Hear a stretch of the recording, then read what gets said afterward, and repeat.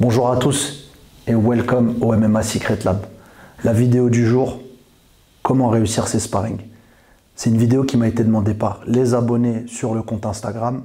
Donc n'hésitez pas à suivre le compte Instagram du MMA Secret Lab par la même occasion. Et si vous avez également des suggestions, n'hésitez pas à les partager en commentaire sur cette vidéo. Donc on va décomposer la vidéo en 3 points. Quel matériel on aura besoin pour être le plus efficace possible en sparring, tant en attaque qu'en défense. Le deuxième point, ça va être comment organiser un sparring, comment procéder à la réussite du sparring. Et le troisième point, c'est les critères de réussite de votre sparring. On voit ça tout de suite, les gars.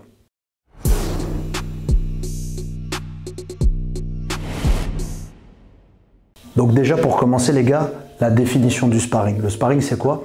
C'est un exercice d'opposition qui se rapproche le plus possible du combat et qui est le plus libre possible, sauf si on parle de sparring à thème, et qui est encadré par un ou plusieurs professionnels ou des entraîneurs diplômés encore une fois et qui savent ce qu'ils font, c'est-à-dire le temps, tous ces paramétrages-là qui vont rentrer en compte dans la réussite du sparring. Donc maintenant, on va passer à l'étape numéro 1. L'étape numéro 1, c'est le matériel dont vous avez besoin pour la réussite de votre sparring. Donc nous, on va parler MMA parce qu'on fait du MMA. On va laisser la boxe anglaise, le Muay Thai de côté et on va parler que du MMA. Donc numéro 1, il vous faut une paire de mitaines. Donc les mitaines qu'il vous faut, il vous faut celles qui sont rembourrées pour la sécurité de votre partenaire, éviter de le blesser, etc.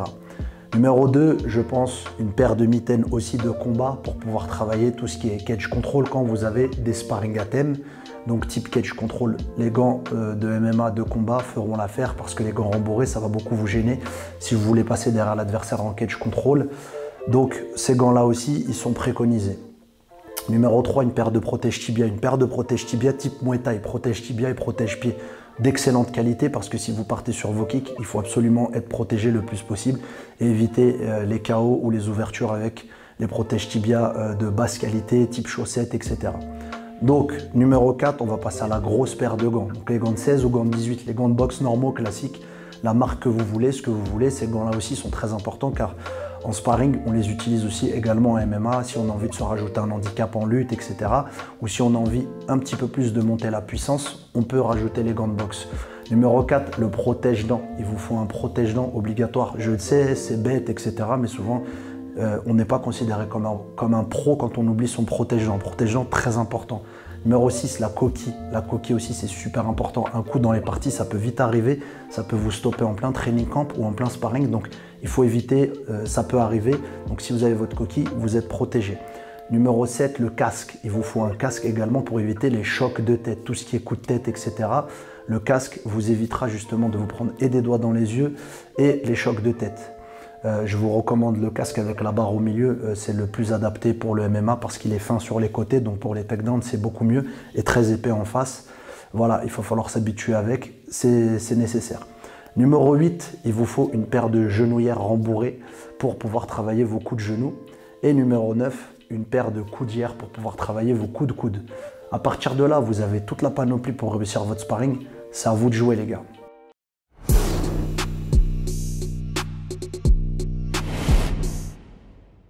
Là, on va passer à l'étape numéro 2. L'étape numéro 2, c'est simple. C'est comment encadrer un sparring. Donc, j'arrête pas de le dire, le sparring, c'est un exercice technique. Donc, c'est pas la bagarre, c'est pas 100%. Il faut faire attention à ce paramétrage-là aussi. Parce que quand on parle de quelque chose où c'est très intense, on parle de mise de gants, comme en boxe anglaise. Les mises de gants, effectivement, c'est casque, gros gants, et on y va. Et ça existe aux États-Unis, peut-être dans des vidéos, mais on trouve beaucoup ça en boxe anglaise.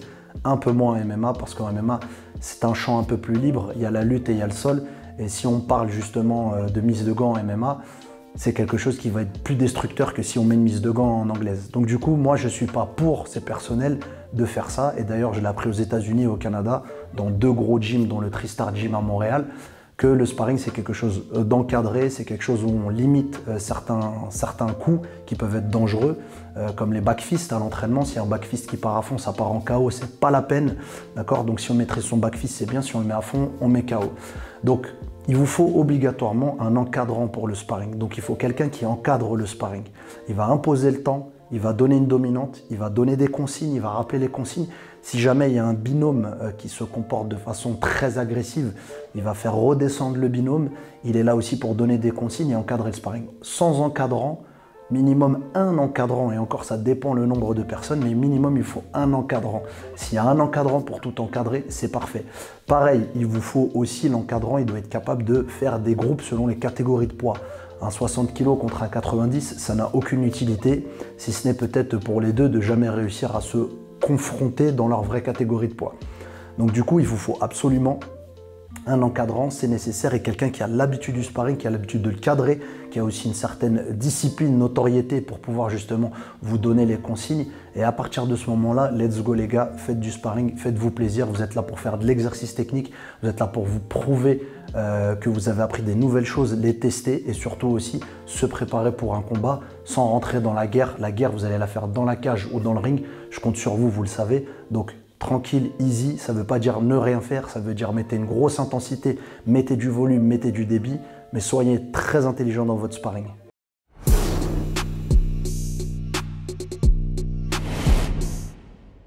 Ensuite, on va arriver au troisième et dernier point. Le troisième et dernier point, c'est les critères de réussite de votre sparring. Donc les critères de réussite de vos sparring, c'est les rounds que vous allez faire. Si vous êtes sur un 3x5 et que vous les avez réussis, très bien, vous avez fait le taf. Si vous êtes sur un 5x5, un 4x5, ça dépendra de ce que votre entraîneur aura décidé. Les critères de réussite du sparring, ils interviennent. Est-ce que vous avez réussi à amener au sol? Est-ce que vous avez gagné vos points? Est-ce que vous avez soumis? Est-ce que vous avez réussi à mettre votre coup de genou? Est-ce que vous avez réussi à mettre votre coup de coude? Les critères de réussite, c'est votre entraîneur ou vous-même qui vous les fixez, selon ce que votre entraîneur attend de vous ou selon ce que vous avez envie de mettre en place. Ces critères de réussite-là, ils sont déterminants parce que s'il y a critères de réussite, il y a progression. S'il n'y a pas critères de réussite, c'est pas grave, il y a correction immédiate qui intervient dans la semaine avec vos cours, vos entraînements. Par exemple, en lutte, j'ai du mal à faire des takedowns. Il faut peut-être que je rebosse plus en lutte. Il y a un détail qui manque, ma tête, la position de ma tête, mes bras, etc. Et ce critère de réussite-là, vous allez pouvoir le mettre en place pour la prochaine fois et réussir.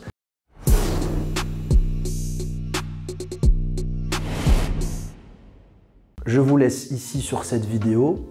Je vous demande tous de mettre un pouce bleu et de vous abonner à la chaîne pour les prochaines vidéos. N'oubliez pas en commentaire à spécifier si vous avez aimé cette vidéo et si vous voulez d'autres vidéos de ce type. Comme je dis, vous êtes les acteurs de la chaîne, donc c'est avec vous que je fais les choses. N'hésitez pas vraiment à poster ça en commentaire. Suivez la chaîne du MMA Secret Lab, suivez le MMA Secret Lab sur Instagram. N'hésitez pas à interagir avec moi ou sur le compte du MMA Secret Lab. En attendant, je vous dis à très bientôt pour la prochaine vidéo du MMA Secret Lab. Salut les gars, ciao.